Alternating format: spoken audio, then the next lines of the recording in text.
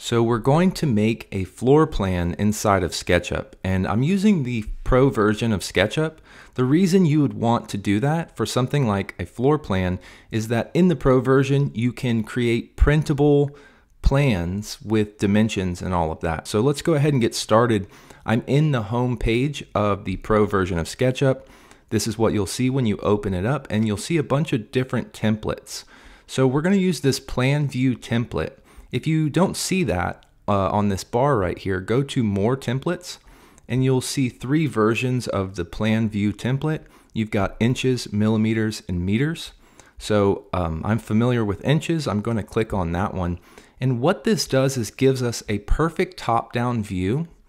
And we're basically working on a two-dimensional floor plan now because we've got this top-down view. And what I mean by top-down view is if I were to just create something, and in just a second I'll show you how to make these rectangles and all of that, but just to show you what I mean by top-down view is usually in SketchUp we're working in a sort of three-dimensional space like this.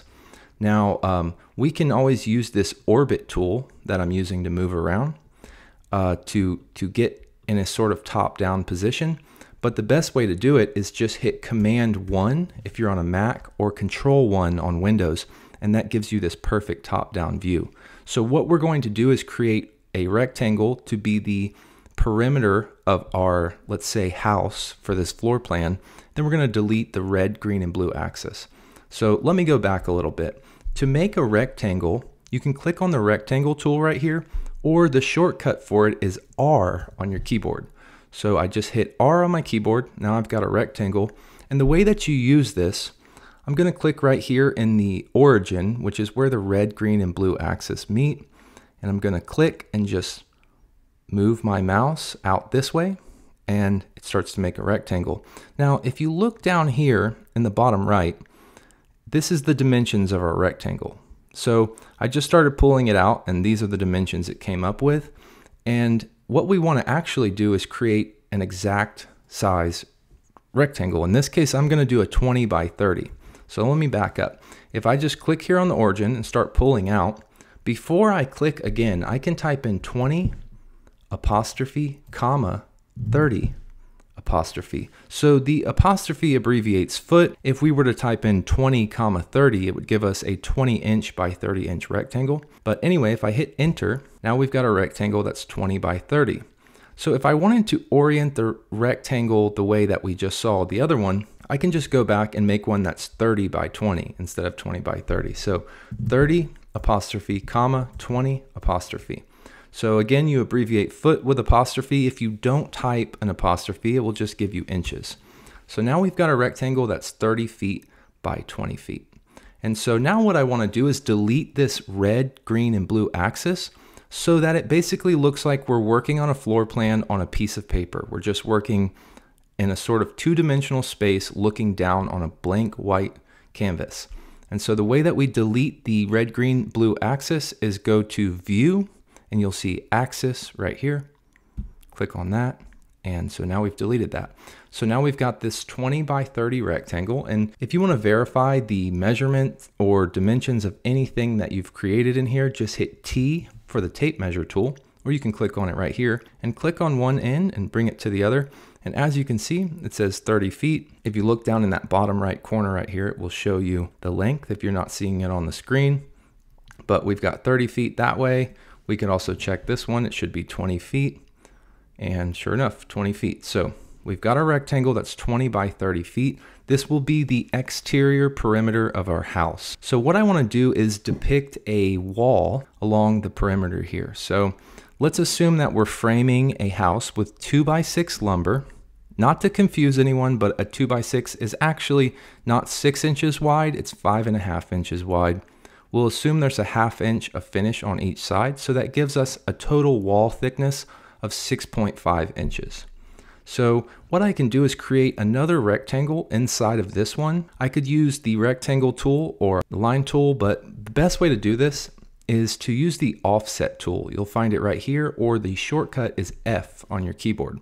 So what the offset tool does is creates a shape inside of a shape. So if I just hover in the center here, click and drag like this, we've got another rectangle. So what I'm going to do is just type in 6.5, enter. So now we have a thickness between these two rectangles of 6.5 inches. So again, we can take that tape measure tool, which is T on your keyboard, and just measure that, and it's 6.5 inches. So that's our exterior wall. Now let's go ahead and create a interior wall. Let's create a room in this floor plan here. So if I hit L, that's going to give me the line tool. So the line tool just simply draws lines like this, but we're going to use it to create rooms inside of this floor plan. So since we know that this wall is 20 feet, if we go to the middle of it, and you'll know you're at the middle when you see this light blue circle, that's the midpoint. We know that that's 10 feet because the total length of the wall is 20 feet. I'm going to click on the midpoint and I'm going to come out 10 feet. Now, what I can do is I can just type in 10 apostrophe, or I could type in 120, which is 120 inches, also 10 feet, hit enter. So now we have a line that is 10 feet. I'm going to bring that down to here as well. And so we've got a 10 by 10 room right here. Now, we want to depict the thickness of this wall as well. And again, I don't want to confuse anybody who's not familiar with construction practices, but I would assume we're going to frame with 2x4 lumber on the interior because it doesn't need to be as thick as the exterior wall. So what we're going to do is make this 4.5 inches thick, this wall. And again, that's 3.5 inches for the 2x4, 1/2 inch of finish on each side. So I'm going to do it a little bit differently this time. I'm going to hit T for the tape measure tool. And if you click on any line and you move the tape measure perpendicular to that line, it will create a guideline. So now I've got this guideline. If I type in 4.5, that line is 4.5 inches away from this part of the wall. So I'm going to do the same thing right here, 4.5, enter. And so now we've got this guideline here, but we haven't actually created a line out of it. So let's go back to the line tool, which is L on your keyboard. I'm just going to trace this here. So I'm clicking on one corner, going up to this and clicking there, and then going over here and clicking one more time. And so now we've got our interior wall. So what I want to do next is hit E. That's the eraser tool, and I'll erase these guidelines that we created with the tape measure. I'll also erase this little line here and this line here. So now we have a exterior wall, which is 2x6 framing, and then we have an interior wall, which is 2x4 framing. And if you were creating actual architectural plans, you would want to distinguish the two different thicknesses here. So one way to do that is hit B, which is the paint tool, and it will likely be on something like this color wheel, but you'll want to go to this brick right here. This is your materials. So under your materials, you've got roofing, siding, all sorts of stuff, but you want to find patterns and choose any pattern.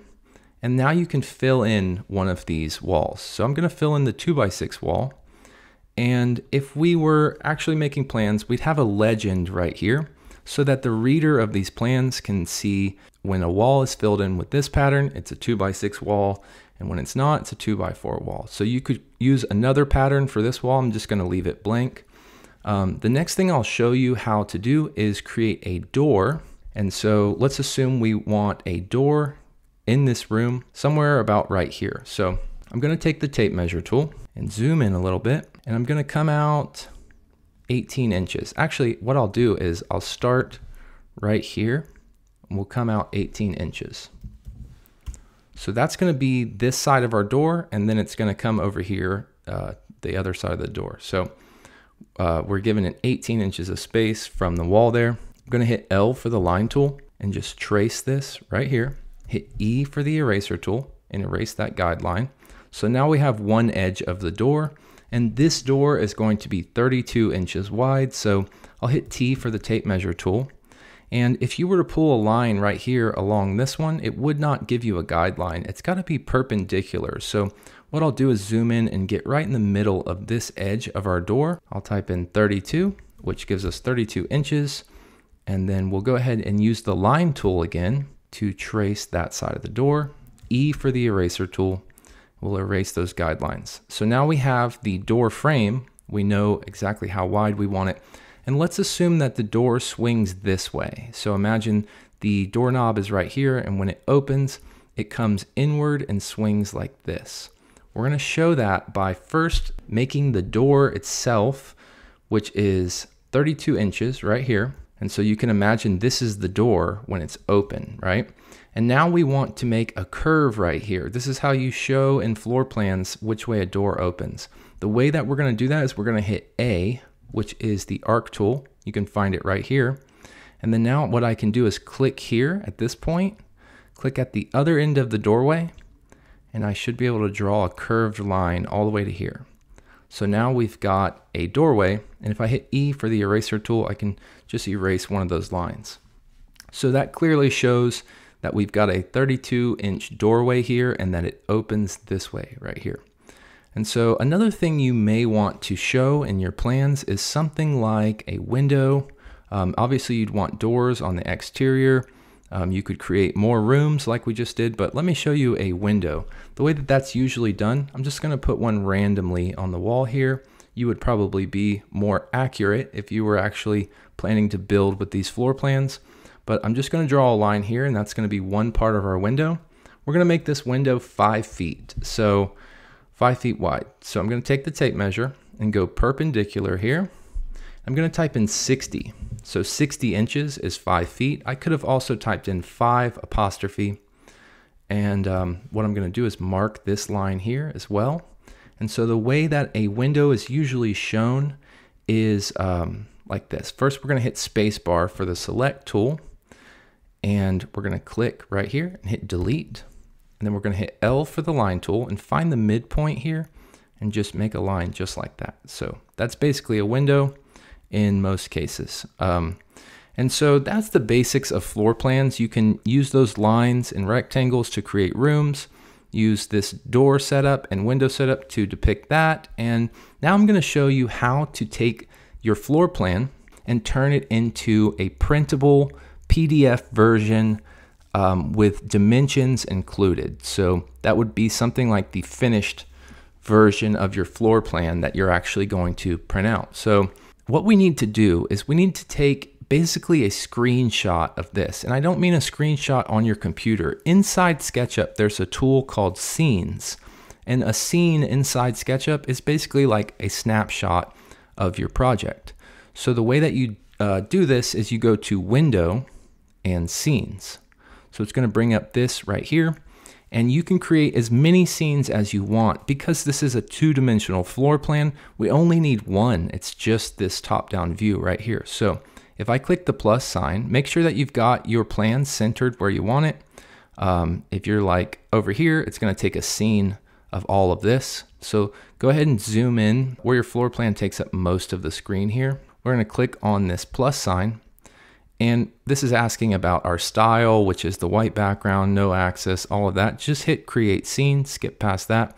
And now we've got a scene of our floor plan.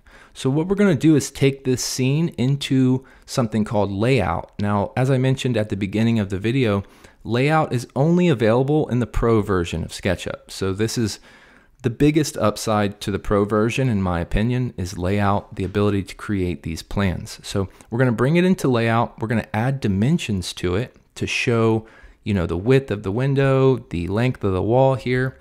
And then I'll show you how to export that to PDF. So this is the layout icon here. If I were to click on it, it's going to tell me I have to save the model first. So before we go to layout, let's go to File, Save. And I'm just going to call this Floor Plan.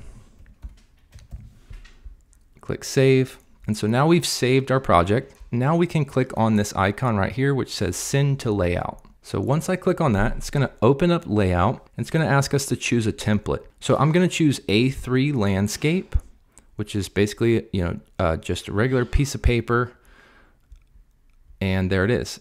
So now it's on our landscape orientation here. And if you want to change the size, like maybe make your floor plan a little bigger to cover more of this piece of paper here, you can click on it, hold Shift, and just drag the corner just like this.